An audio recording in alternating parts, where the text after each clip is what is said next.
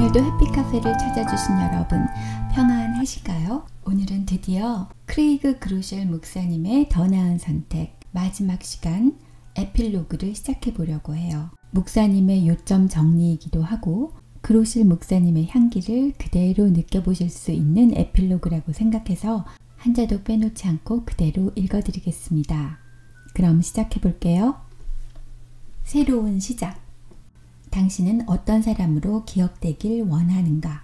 내가 목사로서 누리는 특권 중 하나는 자신의 인생 이야기를 마무리하는 사람들과 함께하는 것이다. 때로 나는 이들이 세상을 떠날 때 가족과 함께 그 자리를 지킨다. 또 장례식이나 한 사람의 삶을 돌아보는 추도식을 인도해달라는 부탁을 받는다. 사람이 아무리 자신의 이야기를 들려주려고 애쓰더라도 마지막에는 그의 삶이 스스로 말한다는 것을 나는 발견했다. 어떤 장례식은 인도하는 게 영광이고 절대 즐거움이다. 내가 유족에게 사랑하는 고인에 관해 한마디 해달라고 청하면 그들은 고인이 자신들의 삶에 큰 기쁨을 주었던 이야기를 하나씩 떠올리며 웃음 짓는다. 때로는 고인이 너무 그리워 슬픔의 눈물을 흘린다. 물론 누구나 사랑하는 사람을 잃으면 슬프지만 잘 살았던 삶을 돌아보는 데는 뭔가 특별한 게 있다. 그러나 어떤 장례식은 정말 힘들다. 내가 유족에게 고인에 관해 한마디 해달라고 청하면 어색한 침묵이 흐른다. 고인이 사람들을 조건 없이 무척 사랑했다거나 누구든 도움이 필요한 사람들과 함께 했다거나 하는 얘기가 나오지 않는다. 반대로 사람들이 무엇이든 할 말을 생각해내려고 애쓴다. 그러다 누군가 일어나 말한다. 그러니까 할아버지는 대학 축구 경기를 매우 즐겨보셨어요. 모두 고인이 그런 경기에 열중했다는 데 동의하면서 안도의 숨을 쉰다. 또는 누군가 고인은 추리소설을 정말 좋아했어요 라고 말하면 여럿이 고개를 끄덕이며 동의한다. 축구나 추리소설을 좋아하는 것은 전혀 잘못이 아니다. 그러나 당신이 이렇게 기억되길 원하는가? 유족이 사랑하는 고인에 관해서 하는 말보다 하지 않는 말이 내 마음에 더 강하게 다가올 때가 많다. 그러나 늘 유족이 고인에 관해 들려주고 싶은 이야기만 있는 게 아니다. 고인이 엄청 넓고 깊은 긍정적 영향을 남겼고 만났던 모든 사람의 삶에 감동을 주었다는 좋은 이야기만 있는 게 아니다. 모든 장례식에서 배운 게 있다. 당신의 삶이 끝났을 때 당신을 가장 사랑했던 사람들이 지금 당신이 머리 빠지게 고민하고 있는 숱한 부분에 관해 이야기하지 않으리라는 것이다. 우리가 손에 넣으려 버둥대며 쫓고 문화적으로 강조되고 있는 그 많은 조건과 일들이 장례식이나 그와 비슷한 상황에서는 전혀 언급되지 않는다. 나는 장례식에서 유족이 고인의 이력서를 돌리면서 그가 이룬 업적을 하나씩 상기시키는 모습을 전혀 보지 못했다. 우리 문화가 스포츠에 엄청난 갈채를 보내기는 하지만 고인의 관 옆에 트로피나 메달이 진열된 광경도 보지 못했다. 중요한 것은 고인이 무엇을 했느냐가 아니라 어떤 사람이었느냐는 것이다. 사람들은 그 삶의 동기, 태도, 마음이 포함된 사람 자체를 기억한다. 고인이 이런저런 일을 그만의 특별한 방식으로 어떻게 했는지에 관한 재미있는 일화로 기억한다. 가족과 직장 동료와 동네 사람들에게 어떻게 격려와 응원과 온정과 사랑을 나누었는지에 관한 기억, 고인이 힘과 용기와 넘치는 활력과 믿음으로 주변 모두에게 어떤 신실한 영향력을 끼쳤는지에 대한 증언, 이것들이 모여 최종적으로 한 사람의 이야기를 정의한다. 다른 사람들이 우리를 어떤 사람으로 기억해 주길 바라는지 생각해보라. 우리의 죽음에서 시작해 거슬러 올라가면 원하는 사람으로 성장하는 데 도움이 되는 선택을 하기가 훨씬 쉽다. 목적지를 알 때 우리가 언제, 어디서 시작하고 멈추며 머물고 가야 하는지 훨씬 분명해진다. 궁극적으로 이 세상을 떠날 때 우리의 이야기가 끝날 필요가 없다는 것을 안다. 그리스도를 통해 하나님의 은혜를 경험할 때 천국에서 하나님을 섬기고 즐거워하며 영원히 살 수 있다. 확실히는 모르지만 그때 우리의 삶이 들려주는 이야기는 전혀 새로운 수준에 이를 것이다. 우리 이야기는 단지 우리의 이야기가 아니기 때문이다. 우리 이야기는 훨씬 큰 이야기의 일부다. 또한 모든 삶은 수많은 다른 삶과 연결된다. 내 이야기는 당신의 이야기와 연결된다.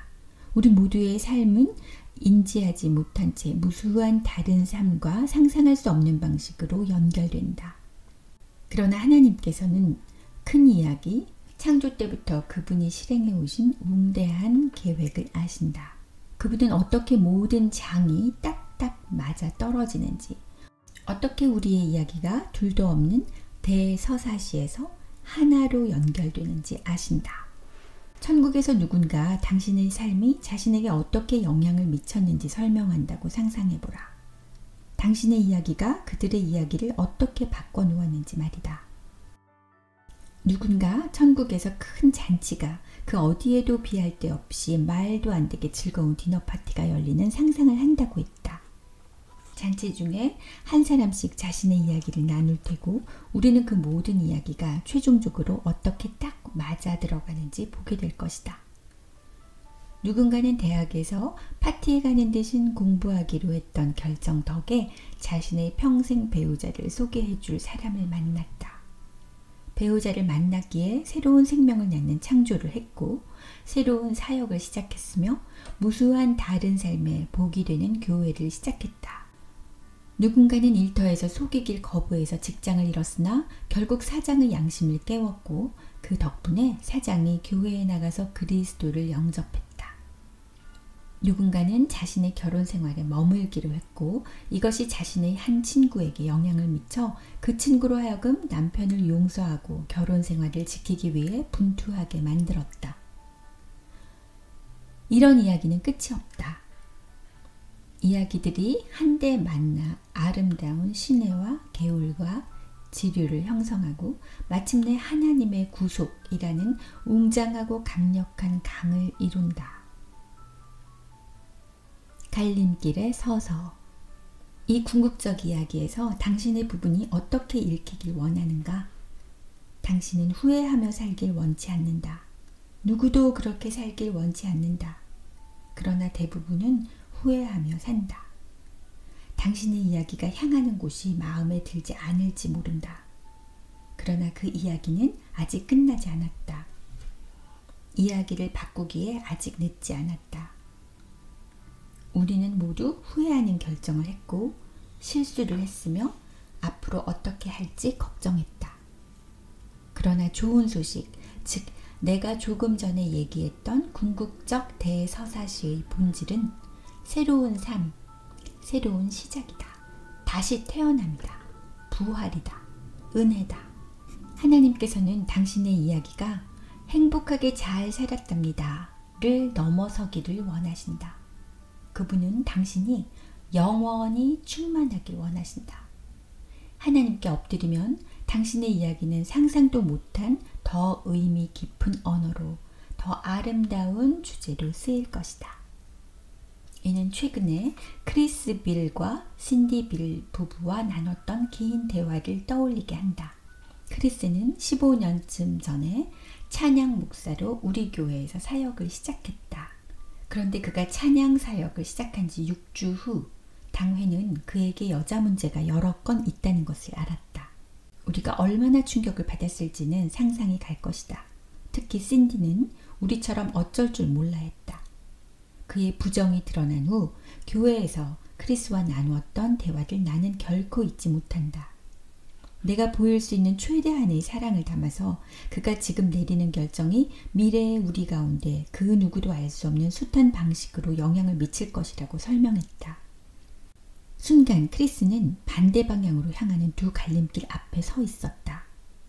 계속 거짓말을 하고 속이며 자신의 과거를 덮고 반쪽짜리 진실을 말하면서 낙관할 수도 있었다. 또는 모든 것을 털어놓을 수도 있었다. 사실대로 실토하고 자신의 모든 죄를 고백하며 도움을 구하고 하나님의 은혜로 자신의 삶과 결혼생활과 사역을 다시 세울 수도 있었다. 선택은 그의 몫이었다. 바른 선택은 더 어려운 선택이었다. 그러나 그리스도인으로서 우리는 어려운 길이 옳을 때 쉬운 길이 아니라 어려운 길을 택하는 게 최선이라는 것을 안다. 크리스는 심호흡을 하고 이야기를 시작했다. 내가 혼자 상상할 수 있는 것보다 더 많은 잘못을 털어놓았다. 이야기는 끝이 없었다. 그는 여러 해 동안 중독과 거짓말과 속임수에 빠져 살았던 생활을 다 토해낸 후에 말했다. 이게 전부입니다. 다 제 얘기입니다. 제가 저지른 일 하나하나가 다 싫습니다. 크리스의 눈을 바라본 순간 그가 아주 오랜만에 온전히 진실을 말하고 있음을 알았다. 나는 담임 목사로서 그에게 희망을 줄 거룩한 기회를 잡았다. 지금 목사님의 이야기가 바뀌기 시작합니다. 과거에 있었던 일은 다시는 일어나지 않을 겁니다. 하나님께서 목사님에게 새로운 이야기를 주실 수 있습니다. 나는 크리스에게 우연히 발견한 히브리어 단어를 하나 들면서 설명했다. 슈브라는 단어는 흔히 회복하다로 번역되는데 돌아서다, 돌아가다, 전혀 새롭게 하다 라는 뜻이기도 하다. 우리는 이것이 크리스 부부의 결혼 생활에 해당하는 단어가 되게 해달라고 기도했다. 치유될 뿐 아니라 이전에 꿈꾸던 것보다 훨씬 더 나아지기를 간구했다. 우리는 함께 기도했고 그 여정이 시작되었다. 크리스와 신디는 여러 달 동안 상담을 받고 목회자의 깊고 인격적인 보살핌을 받은 후에 그들의 결혼 생활을 서서히 다시 세웠다. 하나님께서 그들을 회복시키도록 순종했기에 우리도 크리스를 신입 수준에 가까운 스태프로 받아들였다. 그리고 그가 꾸준히 변화하는 모습을 보이자 교회도 천천히 그를 승진시켰다. 몇 년 후에 크리스는 우리 교회의 가장 큰 캠퍼스를 이끌게 되었고 지금은 다른 여러 캠퍼스 목사들을 감독하고 있다. 최근에 크리스 목사는 교회 전체를 대상으로 설교하면서 자신의 모든 이야기를 숨김없이 들려주었다. 자신이 얼마나 큰 죄를 지었는지 그리고 아내의 용서와 하나님의 은혜가 얼마나 큰지를 얘기할 때 모두들 눈시울이 뜨거워졌다. 크리스는 우리가 여러 해 전에 두고 함께 기도했던 히브리어 슈브에 관한 얘기로 설교를 마무리했다.